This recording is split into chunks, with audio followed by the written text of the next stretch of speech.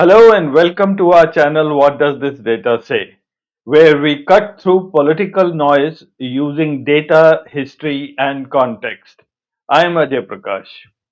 Today we are talking about a political figure whose journey cannot be understood through memes, trolling, or casual social media commentary. Because his life has traveled through deep personal battles, diplomatic highs, public controversies, and political contradictions. A man who was once publicly mocked by Narendra Modi in rallies as someone with a 50 crore girlfriend, a deeply personal jab aimed at Sunanda Pushkar long before she became his wife. A man who later found himself under intense national scrutiny when Sunanda Pushkar died under mysterious circumstances in a luxury hotel in Delhi. A tragedy that kept him under investigation, under headlines, under suspicion, and under emotional pressure for years. A man who was ridiculed for his cattle class remark, a sarcastic tweet about economy class travel during Manmohan Singh's UPA austerity drive in 2009, a line that still haunts him in political memes to this day. He later apologized for this remark. And yet, today, this same Shashi Tharoor has been seen praising Modi's diplomatic moves, praising Modi's speeches, praising Modi's statesmanship, including his recent comments after the Ramnath Goenka lecture.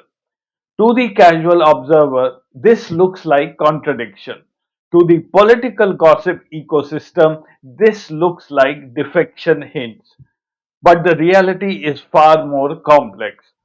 Because before the controversies, before the tweets, before the politics, there was a very different Shashi Tharoor, a man who spent nearly 3 decades at the United Nations, a man who became Under Secretary General, one of the highest global posts an Indian has ever held, a man who came close to becoming the Secretary General of the United Nations. So, if we want to understand why Shashi Tharoor is getting impatient today, we must first understand who he really is, where he comes from, and why Indian politics has never fully known what to do with him. This story starts long before politics, with a child prodigy who grew up to be a global diplomat.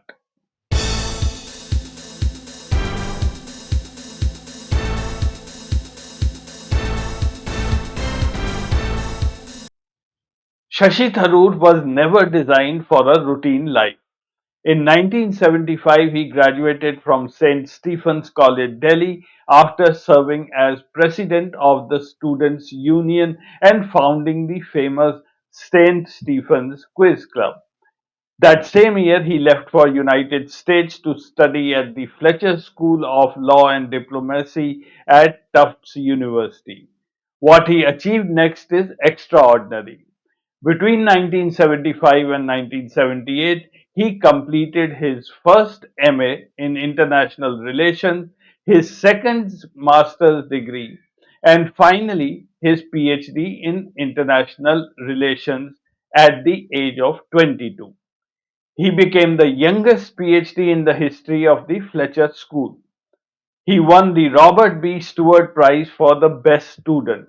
He became the first editor in chief of the Fletcher Forum for International Affairs. In other words, Shashi Tharoor built a career on speed, brilliance, responsibility, and early leadership. He was groomed in an environment where merit was rewarded instantaneously, something that would later clash badly with the culture of Indian politics. In 1978, Tharoor joined the United Nations High Commissioner for Refugees in Geneva. For the next 28 years, his life was spent navigating refugee crises, conflict zones, international negotiation, and multilateral diplomacy. He rose fast through the UN system, and in 2002 he was appointed Under Secretary General, the second highest position in the entire UN hierarchy. During his UN career, he oversaw peacekeeping missions, handled humanitarian crises, became a global face of international diplomacy, worked with world leaders and heads of states, influenced global policy from New York to Geneva to Kigali. Then came 2006, the turning point. India nominated Shashi Tharoor as its official candidate for UN Secretary General. For a brief period, India believed it might deliver the next global leader of the world's most powerful multilateral institution. Tharoor campaigned hard. He gained strong support internationally, but ultimately he lost to Ban Ki moon, not due to lack of merit but geopolitics. With that loss, one chapter closed, the UN career ended. The search for a second career began. When Tharoor returned to India, he was courted by multiple political forces. He himself confirmed that the Congress approached him, the Communists approached him, even the BJP sounded him out. Tharoor chose Congress, not because it promised him power, but because its ideology aligned with his internationalist liberal worldview.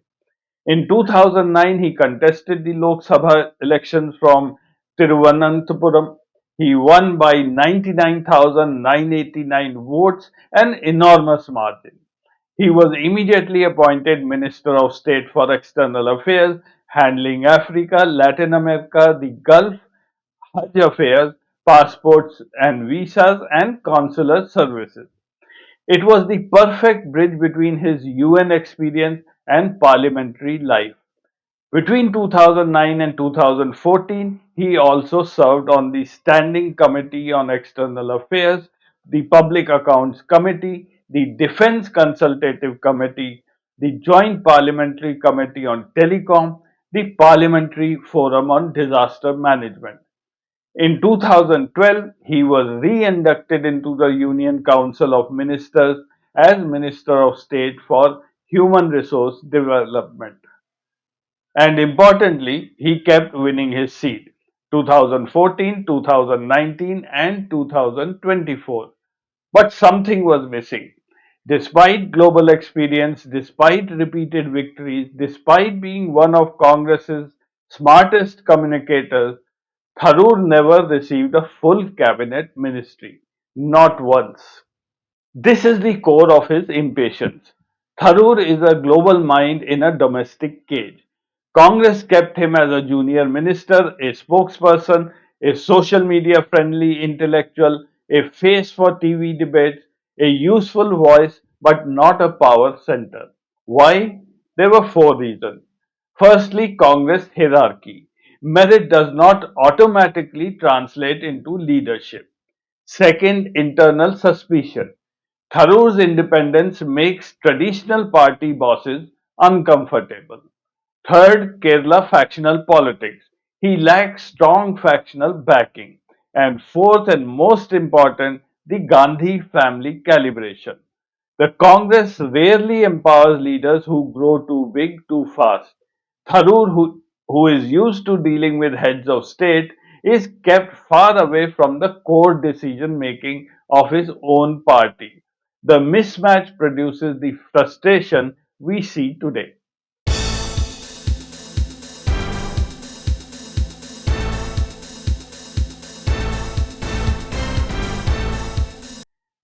There were subtle signs for years, but the first major crack appeared in 2022.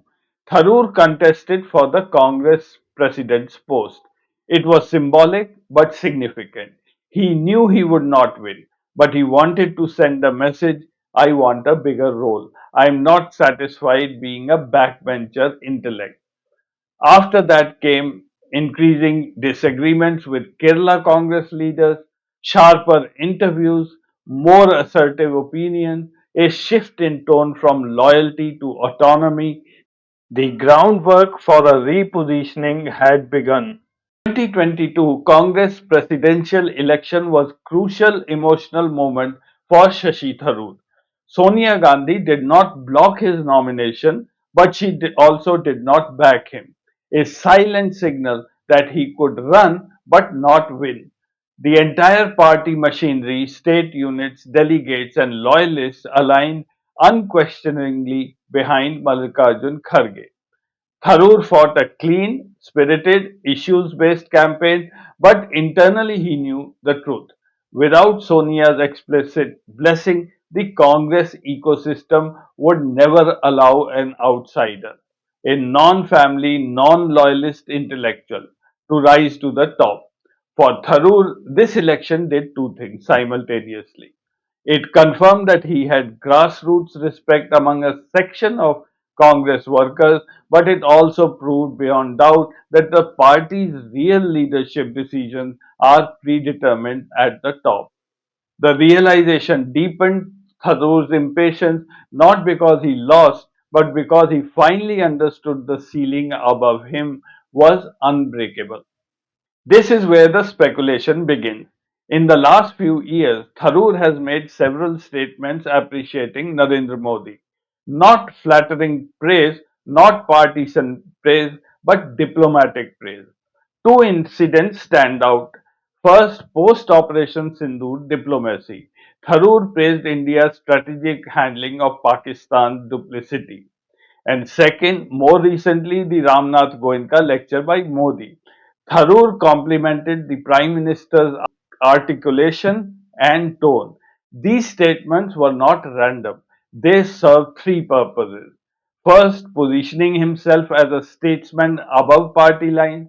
He needs to look like a national figure, not a Congress functionary. And second, creating leverage inside the Congress. A leader who looks like he has options gets more respect internally. Third, testing the waters, not for switching parties immediately, but for evaluating his future place in national politics. So let's address the big question. Could Tharoor join the BJP? Yes, it is theoretically possible. BJP likes high profile intellectuals when they serve a strategic purpose. It can offer him a national platform, a cabinet portfolio, diplomatic responsibilities, Rajya Sabha option if Kerala becomes difficult.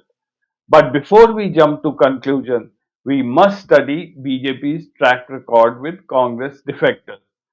The names you know Jyotiradit Scindia, RPN Singh, Amrinder Singh, Javeer Shergill, Sushmita Dev, Jitin Prasada all joined expecting elevation. Most vanished into irrelevance after the initial headline. And Tharoor is not naive. He knows BJP uses Congress defectors as assets but never as future leaders. The Kerala problem. If Tharoor contests on a BJP ticket from Tiruvananthapuram, winning is not guaranteed. Kerala's political demography is very different. Minority heavy seats rarely swing towards the BJP. So while switching is possible, it is not necessarily beneficial. Tharoor's impatience is not ideological, it is structural. He is impatient because Congress does not use him. Congress does not trust power with him. Congress does not give him a leadership role. And Congress does not include him in national strategy. A man who once negotiated with the world is now reduced to giving TV bites. A man who once managed global crises now handles only domestic sound bites. A man with the skill set of a cabinet minister has spent his entire career as Minister of State. This is not about ambition, it is about wasted potential. So, is Shashi Tharoor moving to the BJP? Nothing is confirmed, nothing is denied, and nothing is simple. He stands between a party that matches his ideology but not his ambition, and a party that may offer visibility but not independence.